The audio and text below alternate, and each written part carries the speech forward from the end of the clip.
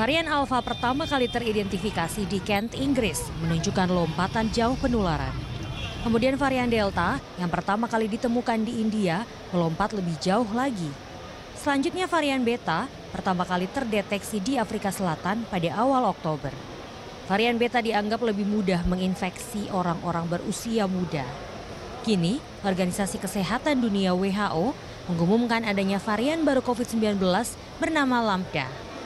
Saat ini mutasi baru tersebut masuk dalam dua kategori, yakni varian of interest dan varian of concern.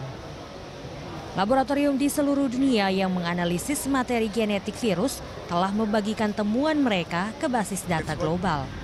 Sebanyak 75.953 kasus varian Delta ditelusuri di Inggris hingga 16 Juni, naik nyaris 2 kali lipat dari 42.323 kasus pada pekan sebelumnya. Sementara itu hingga 14 Juni, 2.853 kasus varian Delta telah diidentifikasi di Amerika Serikat, 747 di Jerman, 277 di Spanyol, dan 97 di Denmark, berdasarkan situs web pemantauan global Gisaid.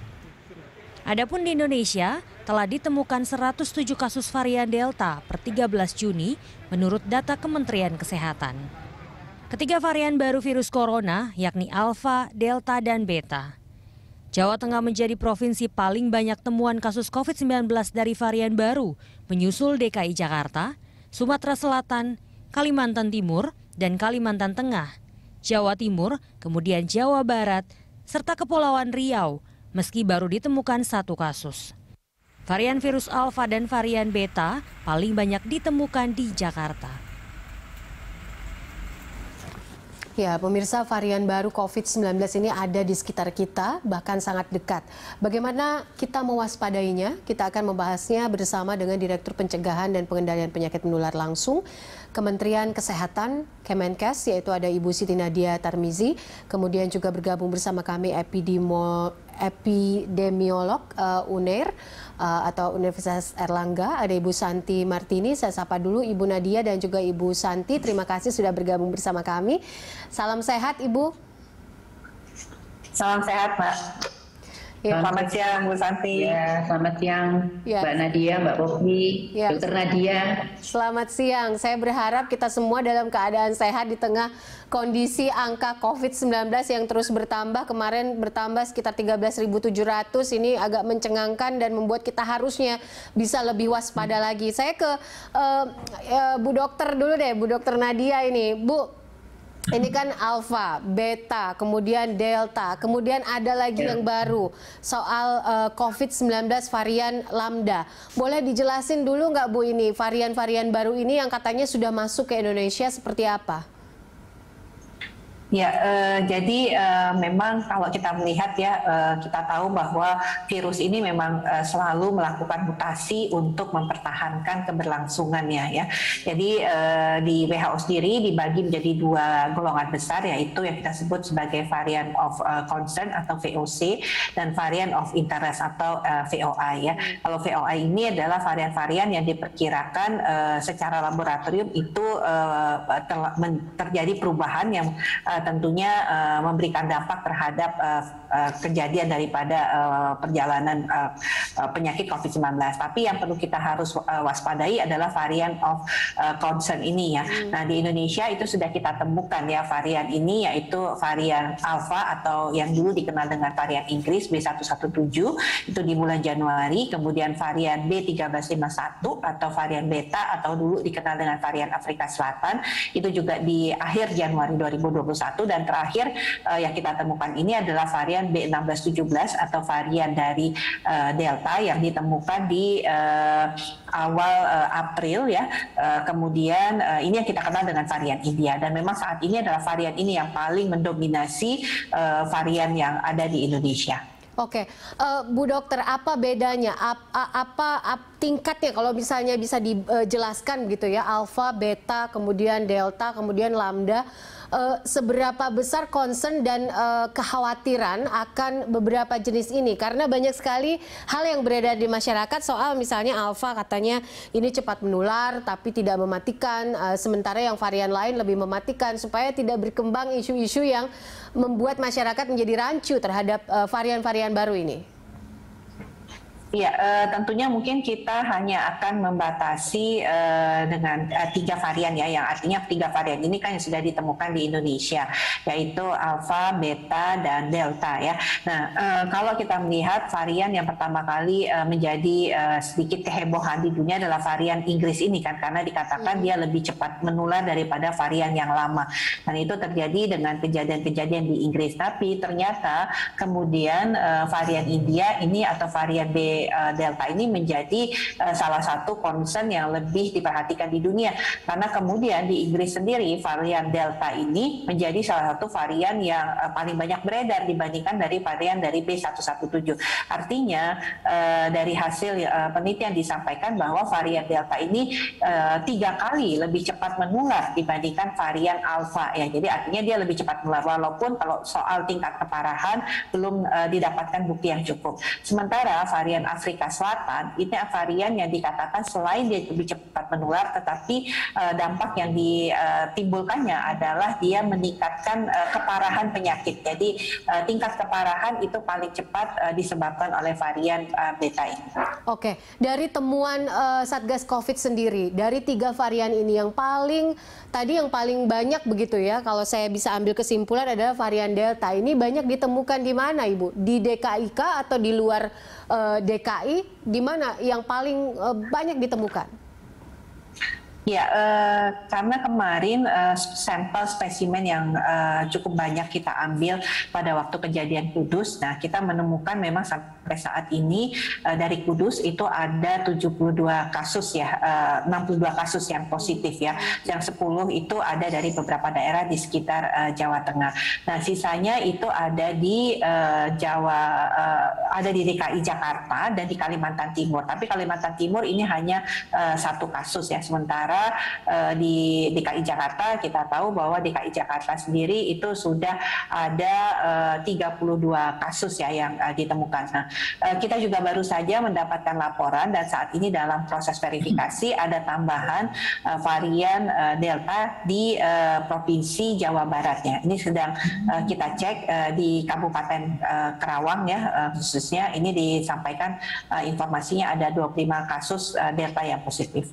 Oke, saya ke Bu Santi. Bu Santi, kita diingatkan pada tahun lalu di bulan yang sama begitu ya, angka COVID-19 juga melonjak tinggi begitu di bulan, saya kalau nggak salah di Maret, Mei, Juni begitu. Kemudian saat ini juga angka COVID kembali melonjak lagi setahun setelah kejadian di tahun lalu.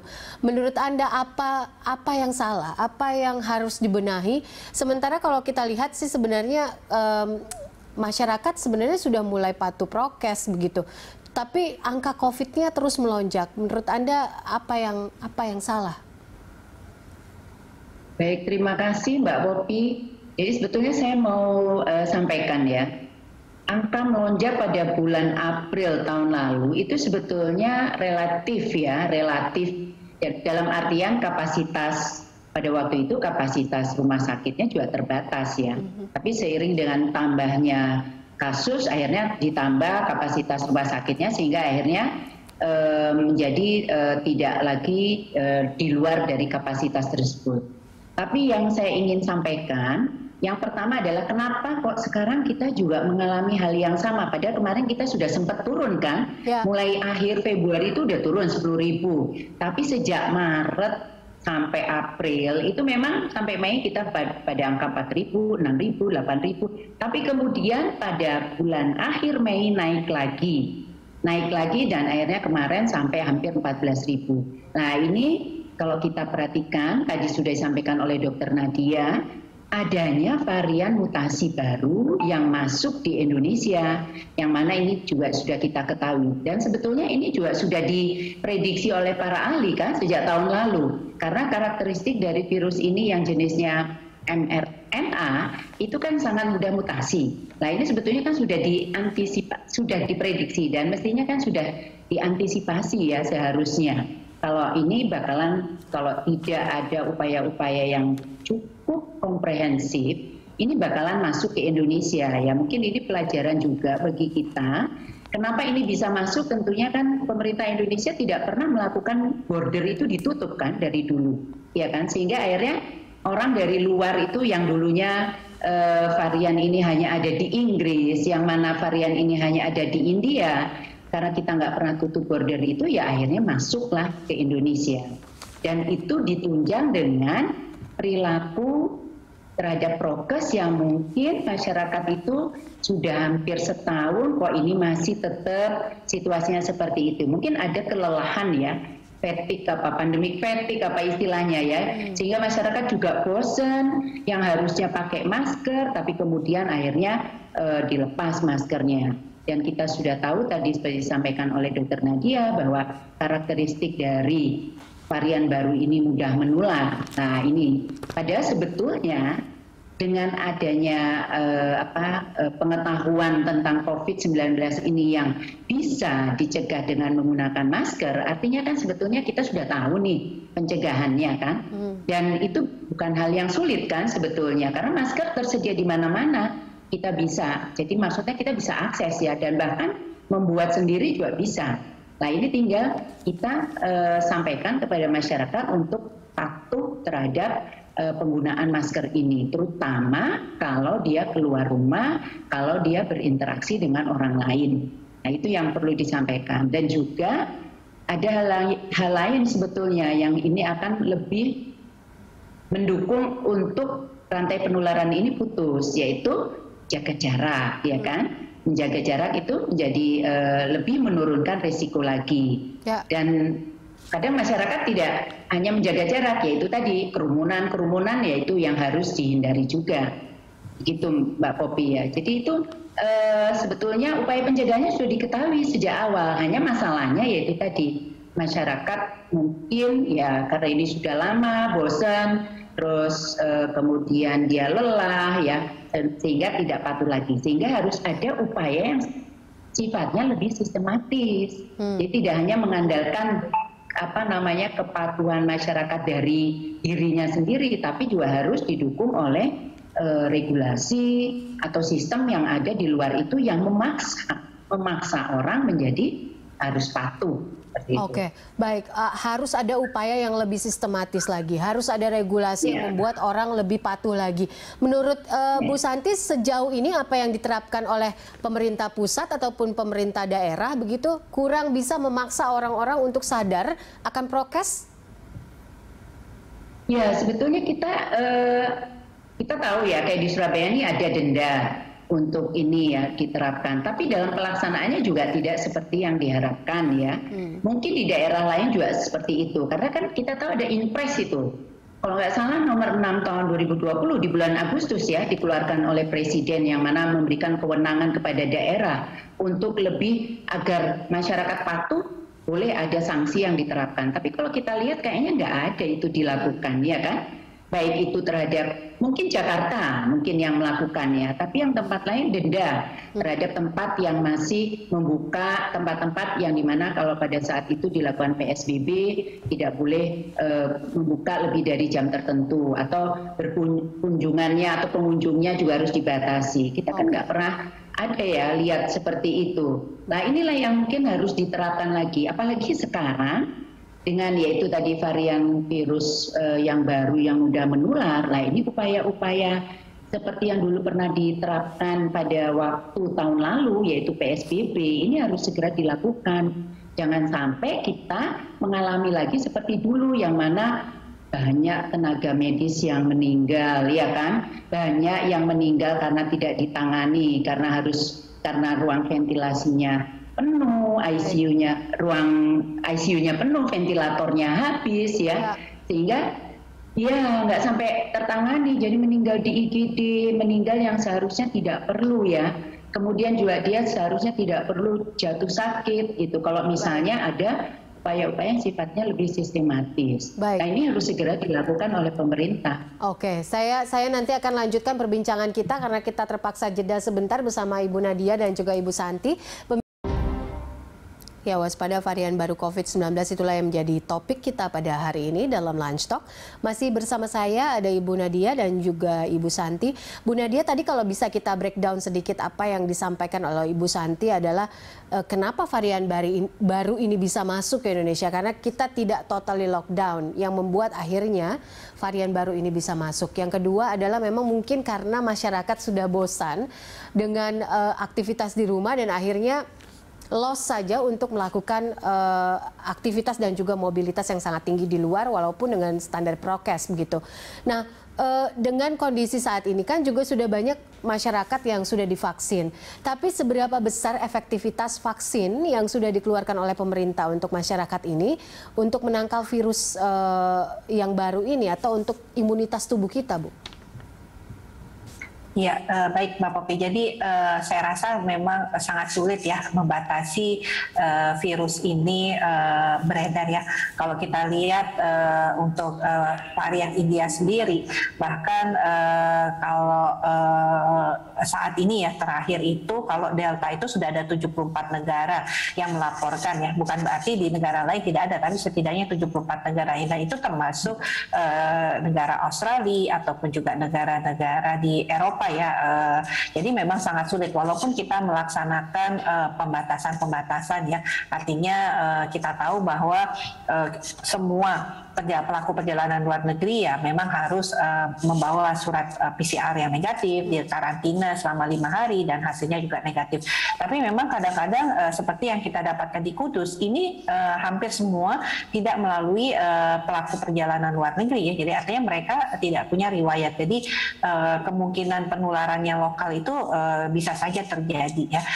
Dan kalau kita melihat sebenarnya mengapa hal ini terjadi ya memang karena tadi disampaikan Bu Santi juga mobilitas dan akibatnya yang mungkin harusnya B1617 atau varian India ini bisa kita lokalisir tapi karena mobilitas yang sangat tinggi itu ya menyebabkan juga semakin mempercepat penularan ini.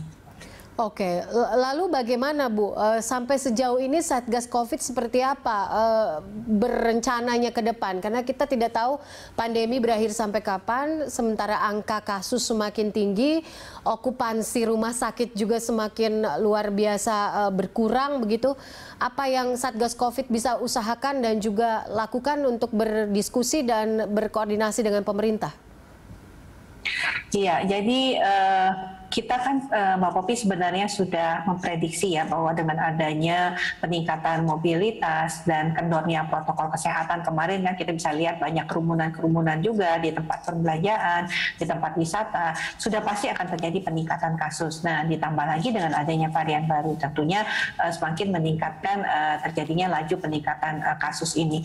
Nah, belum terlambat juga ya untuk kita menghentikan laju penularan ini atau mengurangilah setidaknya laju penularan ini. Yang pertama adalah kembali bahwa kita ketahui kebijakan pemerintah itu adalah PPKM Mikro ya. PPKM Mikro ini artinya berbagai tindakan-tindakan pembatasan kegiatan masyarakat dilakukan dimulai pada tempat-tempat yang paling terdekat dengan masyarakat, artinya tingkat administrasi yang paling kecil di RT RW, di kelurahan, di desa ya. Nah, pengetatan-pengetatan ini yang kita lakukan mulai dari hulu tentunya. Kalau di hilir sudah pasti kita harus terus-menerus menambah tempat tidur untuk perawatan, baik itu isolasi maupun intensif, kemudian memastikan sarana prasarana, pengobatan, oksigen itu mencukupi sampai dengan 3 bulan ke depan, memastikan juga ketersediaan tenaga kesehatan untuk tadi meminta supaya Fasiankes terus melakukan konversi tempat perawatan. Saat ini diutamakan dulu tempat perawatan untuk COVID ya. Nah, yang keempat adalah tentunya kita perkuat di hulu. Perkuat di hulu ini adalah bagaimana partisipasi masyarakat untuk mengurangi mobilitas dan menjalankan protokol kesehatan. Akan ada misalnya penguatan pembatasan jam bekerja, jumlah orang bekerja di kantor, kemudian pembatasan di tempat ibadah, pembatasan di restoran mungkin sebaiknya hanya take away aja ya, makannya dibawa, jadi tidak ada yang makan di tempat. Kemudian aktivitas sekolah yang mungkin sudah ada yang dilakukan secara tatap muka, ini ditunda dulu, secara luring sebagian besar akan dilakukan ya. Kemudian pembatasan ganjil genap itu juga dilakukan. Ini untuk setidaknya menurunkan dulu dan secara cepat mengatasi ini. Kemudian yang pasti testing, Mbak Popi. Kalau testingnya cepat, maka yang kasus dini kita isolasi. Baik, saya ingin closing statement mungkin dari Ibu Santi karena waktu kita tidak banyak. Ibu, apa kebijakan atau regulasi ataupun input yang bisa dilakukan dan diberikan gitu ya untuk saat genting seperti ini, karena saya menyebutnya saat genting karena angka COVID yang sudah mengkhawatirkan sekali di Indonesia. Ya, terima kasih Mbak Popi. Jadi yang penting sekarang itu pemerintah ya, baik itu di level pusat maupun regional, provinsi maupun di daerah, itu yang harus membuat kebijakan yang tegas. Ya. Jadi lakukan aja PSBB. Kemudian ya kita menyebutnya lockdown karena kita lihat pengalaman di negara-negara yang angka kasusnya tinggi dengan melakukan lockdown, tidak boleh orang berkumpul, kemudian tidak boleh keluar rumah kalau tidak penting. Nah itu harus dilakukan, itu kita bisa lihat pengalaman di sana juga kasusnya terus turun kan, ya. Karena ya itu tadi mobilisasi orang berkerumun itu berkurang dan kemudian orang harus pakai masker. Nanti kalau tidak pakai masker ya mungkin ada tindakan. Nah itu mungkin upaya-upaya seperti itu. Jadi ada faktor di luar individu itu yang memaksa setiap orang akhirnya tinggal di rumah, tidak berkeliaran di luar rumah. Kemudian setiap orang pakai masker seperti itu. Dan tentunya yang tadi sudah disebutkan oleh Dr. Nadia, yaitu 3T, itu juga harus ketat, harus masif dilakukan. Baik. Karena yaitu bagian dari kita untuk mengisolasi kasus-kasus yang sudah positif. Baik, begitu. Okay. Sebenarnya banyak sekali yang ingin saya bicarakan dan saya tanyakan kepada kedua narasumber saya, tapi karena waktu kita sudah terbatas, mungkin lain kali kita akan sambung lagi diskusinya. Terima kasih Ibu Santi, terima kasih Ibu Dr. Nadia. Semoga selalu sehat dan menjaga kesehatan di tengah pandemi ini. Salam sehat selalu. Amin.